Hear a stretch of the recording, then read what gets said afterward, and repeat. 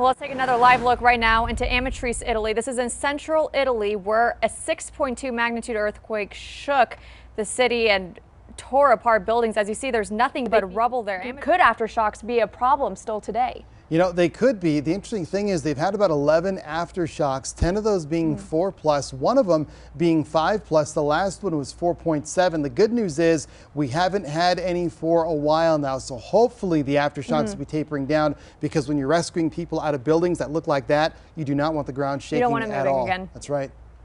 They're attributing it to fracking because they just have not had that number of earthquakes until fracking started. So basically what happens is when you inject that well water in an area where there are fault lines, it lubricates the fault. So you basically push that fault apart, and when you do that, it makes it more likely to slip. So yeah, unfortunately that happens that way when you inject that wastewater, that well water down there. We've seen that a lot in North Texas. Yep, even in Dallas-Fort Worth. In fact, I felt my first one in DFW kind of like a boom. It was about a 3.0, and it never felt an earthquake in North Texas before. Yeah, not an area normally known for earthquakes, but increasingly a problem. Cut fire in Los Angeles, but stop and take a look at this.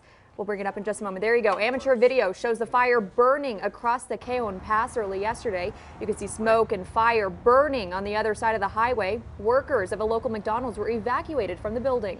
The fire in the San Bernardino County mountains has left dozens of buildings, homes, and a historic diner in flames. So far, the wildfire has burned at least 15,000 acres, and relative humidities this afternoon below 10%, along with some gusty winds and temperatures in the 90s. Not good for fighting that fire. Factors. The woman captured the video. She said she was terrified by the twister and plans to stay indoors until the weather improves. But you can see that storm looks like it would be rated about an EF1, EF2. Not the strongest, but again, if you're out in the streets, that could definitely throw some debris around and be dangerous or deadly. Crazy, because it actually looks way more powerful than that, at least from just glancing at it. It's very humid. They're in the tropics, so it has a lot of moisture with that funnel. Assisting in search and rescue efforts, military police are also assisting in local law enforcement with security. But Brad, how many more inches of rain can Baton Rouge and those surrounding areas expect now? Well, they're going to get a break. They'll see some scattered showers and storms, but nothing like this. Take a look at the radar. There you see that system now affecting St. Louis. Flood warnings also for southern Illinois and Indiana. But you look at the total rainfall, southern Louisiana, just in the last 48 hours, some areas almost 20 inches of rainfall. Areas around Baton Rouge, I actually saw the radar go off the charts as far as estimation, going into the black, estimating over 40 inches of rain over the past week.